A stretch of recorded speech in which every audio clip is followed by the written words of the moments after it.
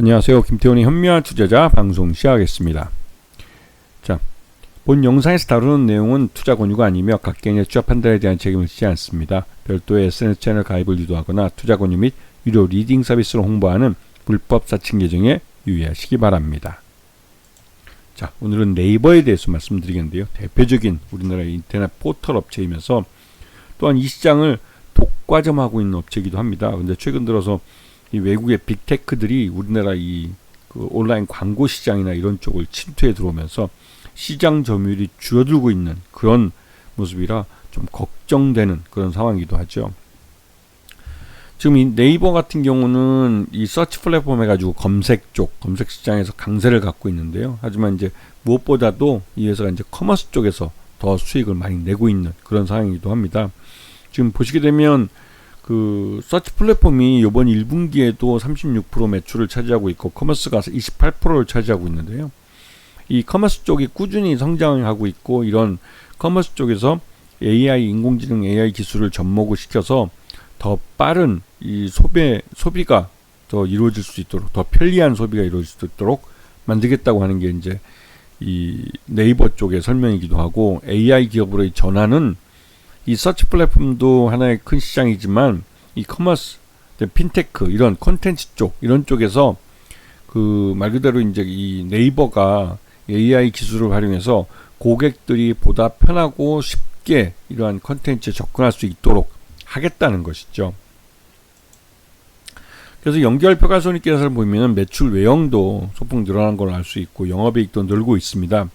단기 순이익만 비용 관리에서 좀 그 부담이 되는지 조금 줄었을 뿐이지 전반적으로는 그 네이버 실적이 그렇게 나쁘지 않은 상태죠.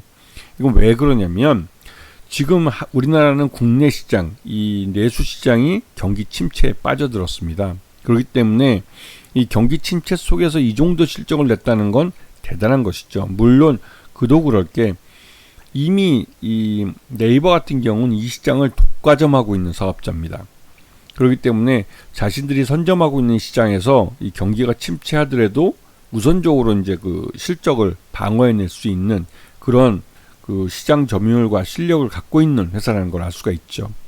하지만 이제 아쉬운 점은 이 네이버가 카카오나 다른 이 온라인 업체들보다 먼저 해외에 진출을 해서 해외에서 꽤 괜찮은 실적을 올려왔었는데 그 주된 그 사업처인 일본의 라인이 이번에 이제 그 지난 그 탄핵당한 정부인 윤석열 정부 시절에 어떤 석연치 않은 이유로 이 합작 투자회사인 일본 소프트뱅크의 경영권을 빼앗기는 상황에 내몰렸죠.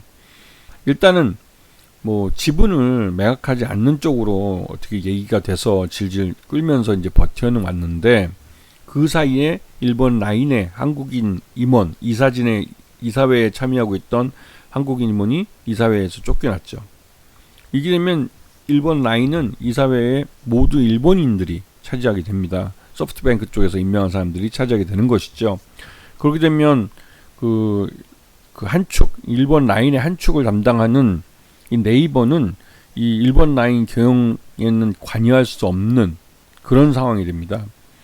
그리고 이제 우리 한국과 관련된 중소 이런 그 용역업체나 이런 협력업체들을 일본 기업으로 교체한다고 하고 있죠.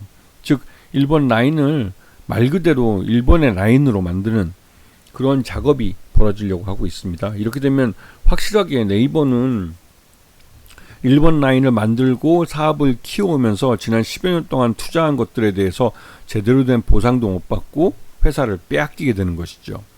근데 이런 상황이 벌어지게 된 것은 그 손 마사요시 일본 그 소프트뱅크 회장의 탐욕도 뭐 문제가 있지만 일본 정부가 이런 일본 라인을 이 소프트뱅크가 경영권을 탈취하도록 이 옆에서 지원을 해준 것이고 또 여기에 대해서 우리 한국 정부인 윤석열 정부에서 이걸 제대로 우리 한국 기업을 보호해주지 못한 것이죠.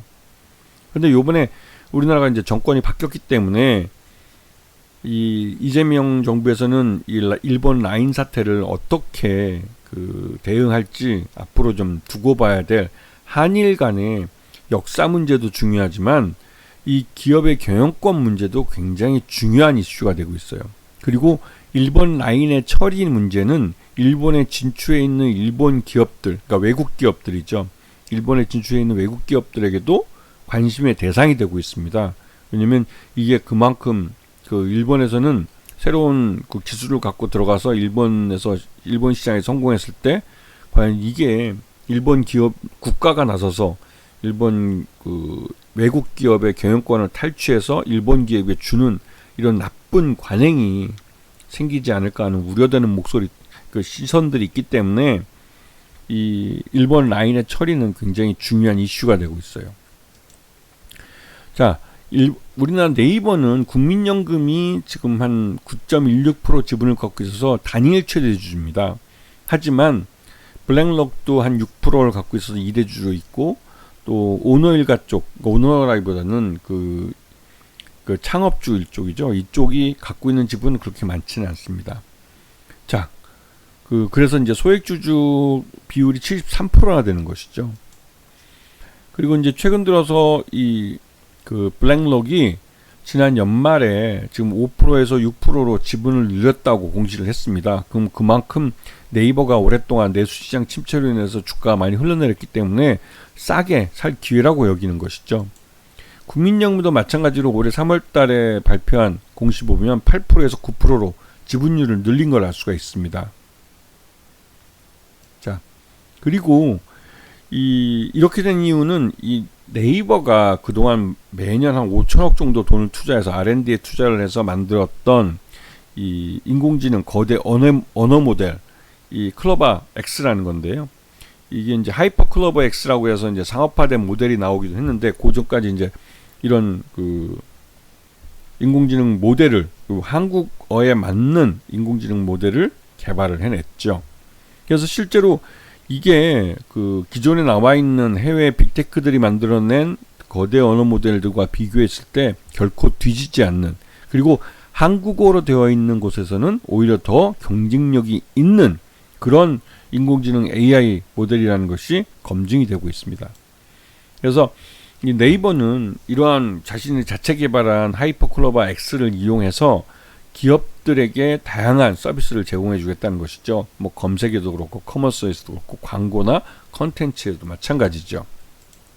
그리고 실제로 이 하이퍼클로버 X를 도입한 기업들이 있습니다. SK CNC나 소카, 또 한국컴퓨터가, 이런 스마일게이트 같은 게임에서도 마찬가지고요.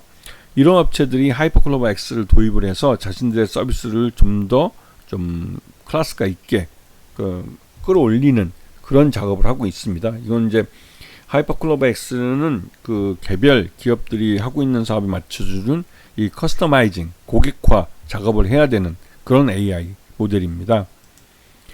요번에 이제 이해진 창업주가 미국에 날아가서 네이버 벤처스라고 이제 그 창수사를 미국에다가 이제 만들었는데요.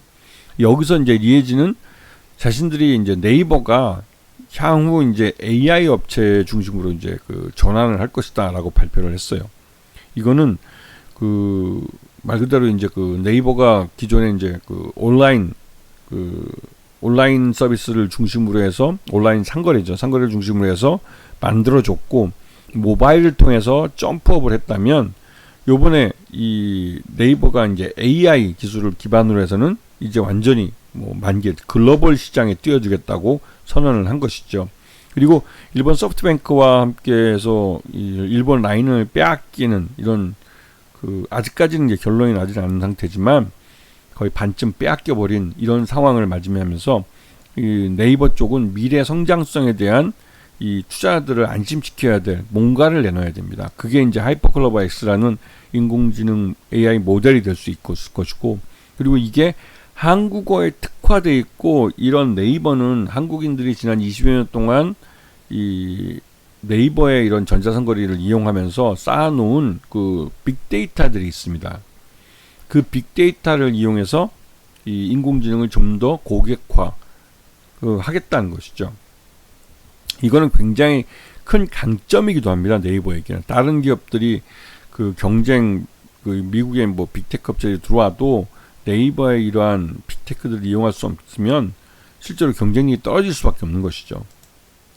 자, 그래서 최근 들어서 이제 그 지분율도 한 48%에서 지금 지지부진한 상태긴 한데, 지금 주가도 그 지난 그 8월 5일 날 15만 1,100원을 찍고 바닥 가격으로 해서 올라와서 지난번 그 2월 7일 날 23만 5,500원을 고점으로 해서 박스권 흐름을 보이고 있습니다. 그리고 그 이후 가격 조정을 받으면서 18만 원까지 내려왔다가 지금 이제 요번에 AI에 대한 이재명 정부의 대규모 투자 이러한 부분이 말 그대로 이제 이 네이버의 AI 기업 전환 선언 이걸 끄집어냈고 이런 걸 통해서 네이버는 한 단계 더 업그레이드 되기 위한 노력을 하고 있는 겁니다. 그래서 지난 1분기 실적 기준에서 적정 주가 21만 5천 원 정도로 평가되고 있어서 지금 현재 주가는 저평가 구간에 있고 실제로 AI에 대한 정부 투자 이 지원을 받으면서 이 네이버도 실적 개선과 함께 주가도 회복시킬 수 있는 그런 여건을 맞이하고 있는 것이죠.